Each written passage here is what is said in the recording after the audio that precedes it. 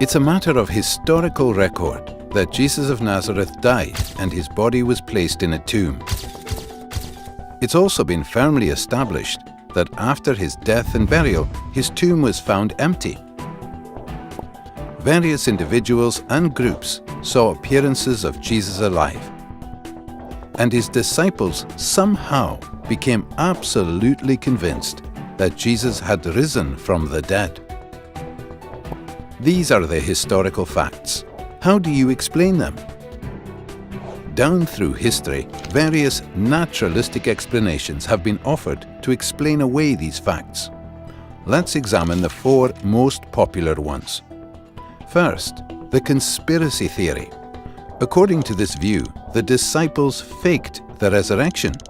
They stole Jesus' body from the tomb and then lied about seeing Jesus alive, thereby perpetrating the greatest hoax of all time.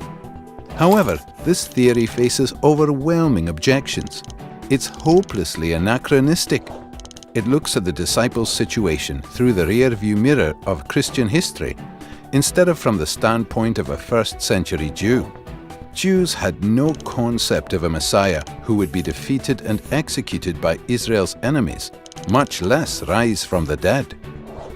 In Jewish thinking, the resurrection of the dead was a general event that takes place only after the end of the world and has no connection at all with the Messiah.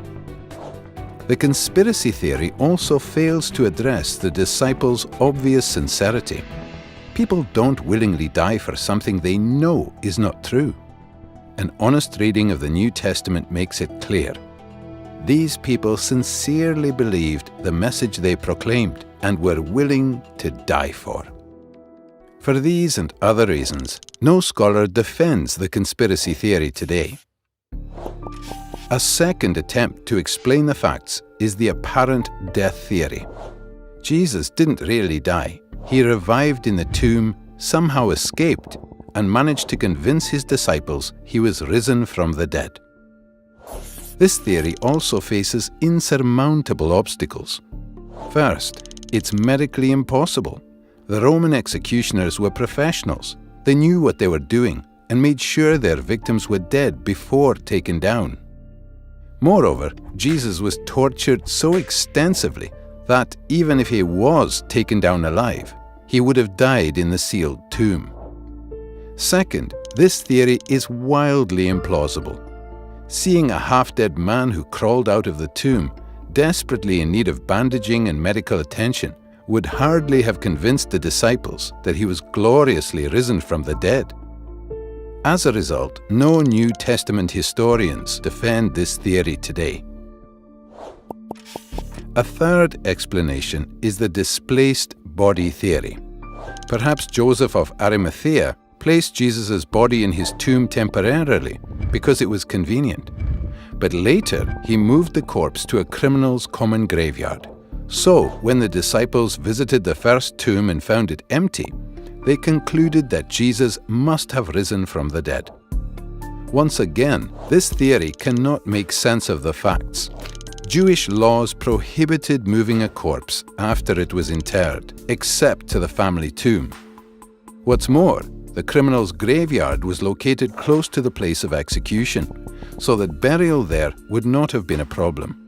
Also, once the disciples began to proclaim Jesus' resurrection, Joseph would have corrected their mistake. So, once again, no current scholars endorse this theory. Finally, the hallucination theory. The disciples didn't really see Jesus, but just imagined that he appeared before them. They were all hallucinating. This theory also faces considerable problems. First, Jesus appeared not just one time, but many times. Not just in one place, but in different places. Not just to one person, but to different persons. Not just to individuals, but to groups of people. And not just to believers, but to unbelievers as well. There is nothing in the psychological casebooks on hallucinations comparable to these resurrection appearances. Second, hallucinations of Jesus would have led the disciples to believe at most that Jesus had been transported to heaven, not risen from the dead, in contradiction to their Jewish beliefs. Moreover, in the ancient world, visions of the deceased were not evidence that the person was alive, but evidence that he was dead and had moved on to the afterworld. Finally, this theory doesn't even attempt to explain the empty tomb. Thus, the four most popular naturalistic theories fail to explain the historical facts. Where does that leave us? Another possibility is the explanation given by the original eyewitnesses that God raised Jesus from the dead. Unlike the other theories, this makes perfect sense of the empty tomb, the appearances of Jesus alive, and the disciples' willingness to die for their belief. But is this explanation plausible? After all, it requires a miracle, a supernatural act of God. Think about it. If it's even possible that God exists, then miracles are possible, and this explanation cannot be ruled out. And surely it's possible that God exists.